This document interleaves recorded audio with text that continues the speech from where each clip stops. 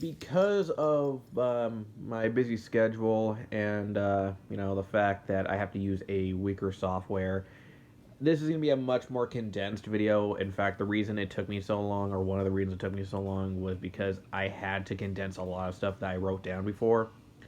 I will probably end up reviewing this book again someday, but for now, this is what you have. The gist of what I'm talking about will still be there, just not in great detail. So, let's begin. Fables is a comic series written by Bill Willingham, who some DC fans will remember for working on Days of Vengeance, creating the Team Shadow Pack, and several editions of Neil Gaiman's Sandman series. This was all under DC's discontinued line Vertigo, but for now, that's a story for another time. Fables itself lasted for about 150 issues, spanning to July of 2002 to July of 2015. It had about several spin offs, a prequel book, some sequel books, and obviously, a video game. In fact, the video game is how I was actually introduced to Fables. Now, for the plot of Fable itself, well, put simply, it's very similar to the ABC series Once Upon a Time, being that we have fairy tale characters in modern day just trying to live out their regular lives. The difference being that with Once Upon a Time, you're mostly condensed to Storybrooke, while in Fables, it's actually all over the place. Though, for majority of this series, we'll be focusing on the New York division known as Fabletown, small clandestine community. Also, unlike Once Upon a Time, they do not start out not knowing who they are. They are fully aware of who they are and what they used to be. Now, Fabletown is run by Mayor Cole, aka Old King Cole. Snow White's really in charge. With the help of the Big Bad Wolf, or Bigby as he's called now, as sheriff. So, as I said before in the Black Sad review, this contains the same theme as Black Sad, that being that this story is a bit of a noir. What happens is that we have Jack, yes, a famous beanstalk, running to Bigby's office, and Jack is kind of freaking out. He claims that his girlfriend, Rose Red, sister of Snow White, yes, Snow White has a sister, there's a whole thing with that, is missing. Now, Bigby kind of thinks that, well, Jack's a loser, she probably just walked down on him, but decides to investigate, and things are not pretty. Yeah, remember when I said that there is a bloody room? Yeah, here's the bloody room. And, so Bigby now has to try to find Rose Red and figure out what's going on because, if crap goes on in Fabletown, that's his problem. If there is a dead troll hooker, the woodsman drunk off his ass trying to attack people, that's his problem.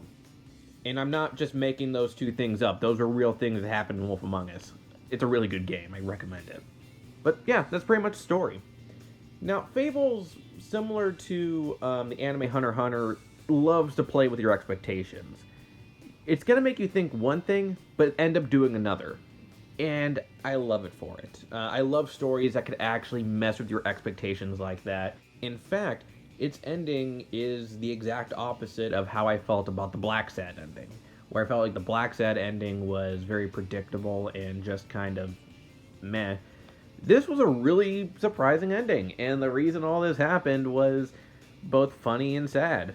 As for the characters, we got Bigby, who, as I said before, is the Big Bad Wolf. Now you're probably wondering, which Big Bad Wolf? All of them. He is literally all of them. Any story that has a big bad wolf in it, that is Bigby. And you're probably wondering, how's that possible? He dies in a lot of the stories. Well, let's just say, and I'll get in more into it when I talk about Volume 2, but Fables are really hard to kill. So, yeah, and because Bigby is sheriff, he is obviously, the guy that everyone points to when they need help, or at least some do. And also, because he's a big bad wolf, you expect him to be this gruff, angry dude. And he is. He's a very angry dude. He smokes cigarettes all the time. He's the perfect noir detective. But he does have a bit of a soft side that, is really rare to see, but it's there.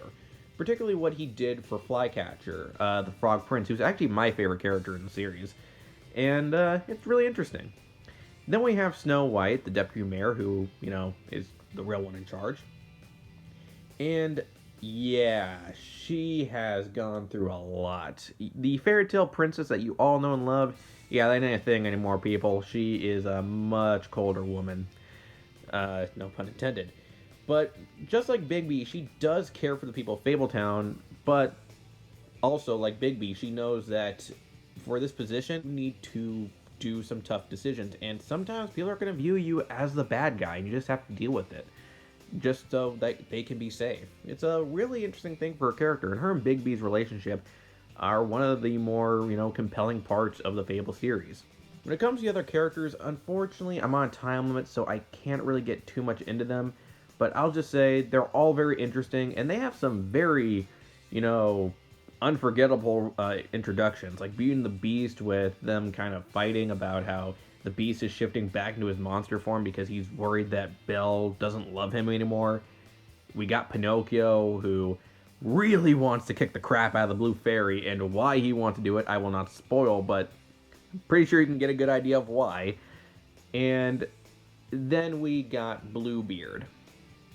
Now, with Bluebeard, again, I'll get more into his character when I talk about later volumes, but I'll just say that, yeah, he is a wild card of a character. You never really know who he's truly aligned with, and knowing his history in, the actual Fable, oh boy. Also, we got Colin, and look, if you played Wolf Among Us, you know Colin's deal, or at least get an idea what Colin's about, and yeah, he's a great character. Honestly, with this first book, I don't have that many issues with it. I will say the artwork's just kind of okay. It's nothing really bad, but it's not really anything spectacular. It's just kind of alright. I will say that, I do prefer the artwork in later volumes that do kind of give more of a fairy tale look to it, but whatever, that's for another time. So, I highly recommend checking out Fables Vol.1, Legends in Exile.